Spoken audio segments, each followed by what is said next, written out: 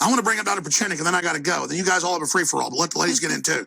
Doc, what do I do? You used to run Black Ops, been involved in all sorts of regime changes. I know you're confident we're beating them, but right now, they are blowing the living hell out of my operation financially.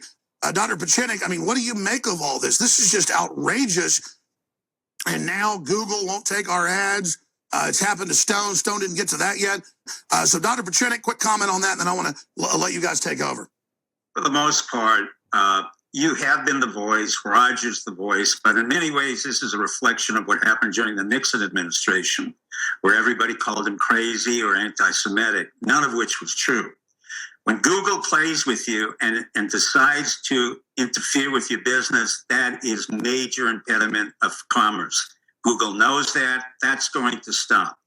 The hidden government, remember what I said a long time ago. We have a division within the so-called hidden government. I can assure you that Roger Stone, Alex Jones, is seen very favorably by those who I work with.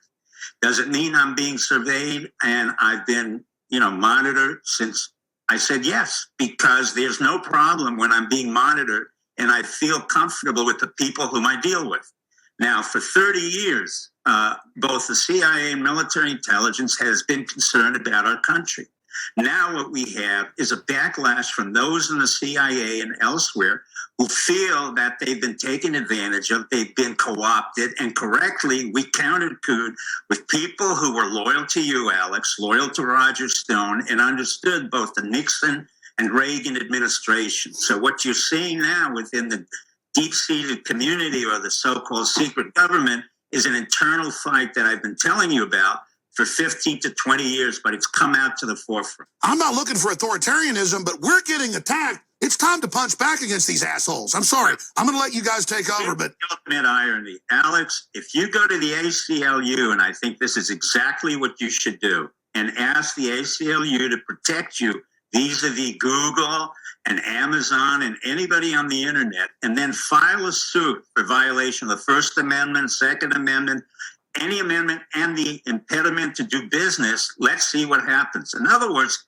let's not get upset about the left. Let's use it. ACLU should be prepared to defend you and anyone else on the political... I mean, I think we're winning right now, restoring the republic, but I mean, how serious is the civil war in the deep state? Where's it going? Roger is aware of something like this because it happened within Nixon. From my perspective, Roger knew Nixon far better than I, but I knew one thing. When Nixon was attacked by Washington Post, by the so-called Bernstein and Woodward team, what was not brought out to the forefront, and I had to bring it out subsequently, and I said it to Eagleberg at the time, was Woodward was not just simply a reporter, he had been part of naval intelligence. And the person he briefed in the Nixon administration and who briefed him in return was a man called Alexander Haig, or Colonel Haig at the time. So what you had, even at that point in time, in the 60s and 70s, is that Nixon was pinpointed by intelligence. The CIA was not a friend of Nixon's. Nixon knew that very well. Nixon had very much of the same traits that Trump did. Self-made man, a man who did not trust the establishment, did not like the Yaleys, did not like the Harvards, the Princetons, and all that nonsense. But he was at the mercy of Henry Kissinger and others who went to Harvard and Yale. He was called an anti-Semite. If it wasn't for Nixon, the state of Israel wouldn't be here today. Roger knows this better than I do, that literally Nixon gave Golda Meir all the planes she needed in the Six-Day War. Literally, our pilots flew into Tel Aviv, the IDF took it over, and they just went on to win the war. So what we have now is a recapitulation of what we had in the Nixon administration, a little bit of what we had in the Reagan administration, but this is very much what a revolution looks like in the 21st century. You happen to be the person that they can pick off most readily because you're in the press. They can mock you, they can laugh you, but the old saying goes, don't forget my name, and you can knock me in as many times as you want because your brand will continue to go up.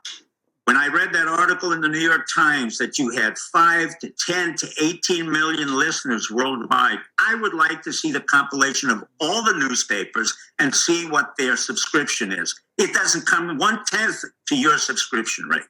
So you will have support. You will not only have support from people like myself, you have support within the so-called deep government. So does Roger. The reason for that is the deep government needs an access point in order to get to the right, in order to go to the center. This was not something I made up. This was not something Nixon made up. It was an old strategy that we would come in from the right in order to get to the middle. Roger knew about it. Nixon knew about it. And it went on, and Kissinger knew about it. So what we have right now is an internal fight going on. What Maxine Waters says is not relevant. Nancy Pelosi is not relevant. Most of the people you hear on the radio and television coming from Congress are totally irrelevant. It's the ones you don't hear from, the ones who are quiet and silent and basically control the purse strings. Those are the ones that Trump has the closest relationship to, because you have to remember that McConnell's wife, Madam Cho, is a part of the administration. You also have to remember that we have now 3 military officers who will contain and constrain the administration in such a way that there will be no attempt for a counter coup. That's why the civilian intelligence in the CIA and elsewhere is very frightened. This is the first time we have had military officers, distinguished military officers, who have come to the forefront and said, you know what?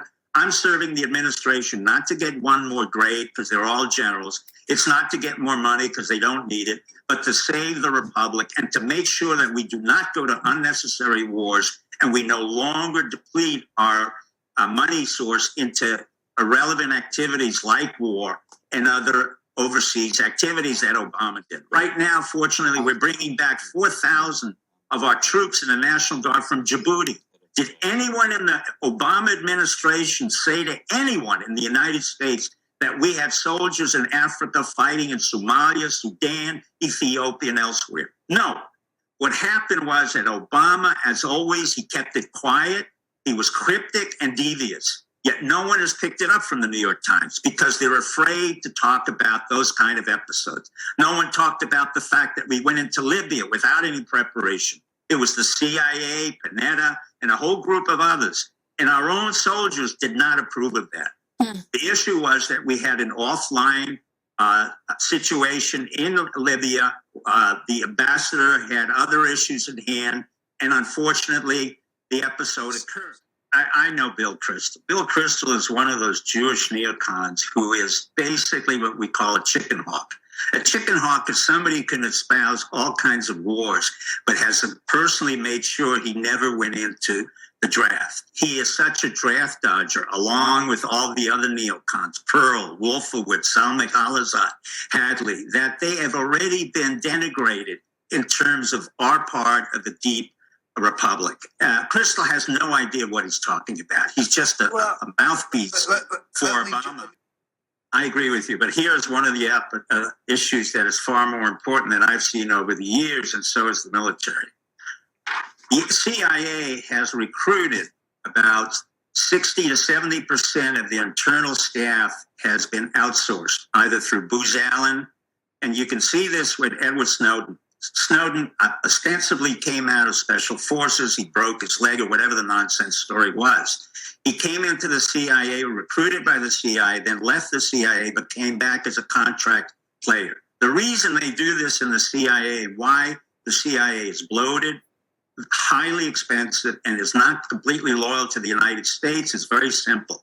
They do not work directly for the CIA or the United States government. They usually work for an outsourcing contractor.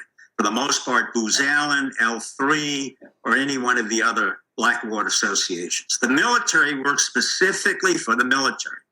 We have no outsourcing going on other than those that are given to civilians or people who want to protect the State Department.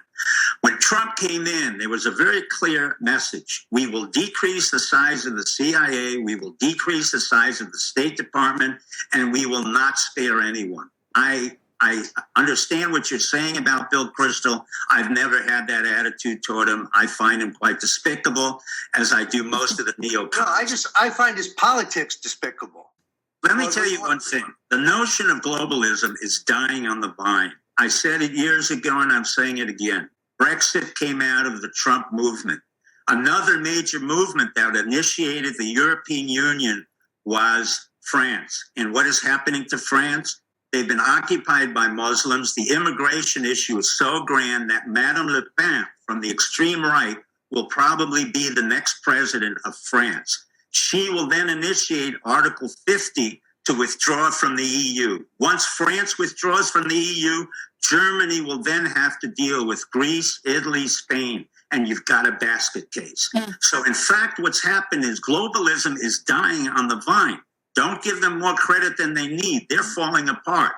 That's why Putin can come in and try to help them out. But Putin is in financial trouble.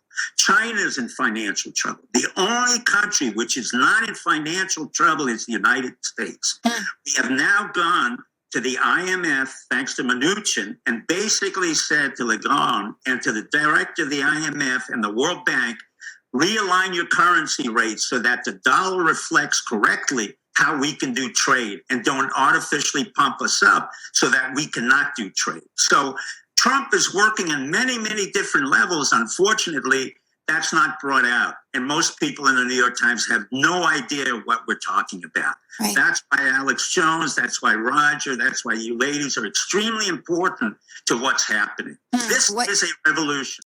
Infowars.com/show. Thank you so much, Roger Stone and Steve Pieczenik. We will catch you guys here on the flip side. Stick around. We'll be right back.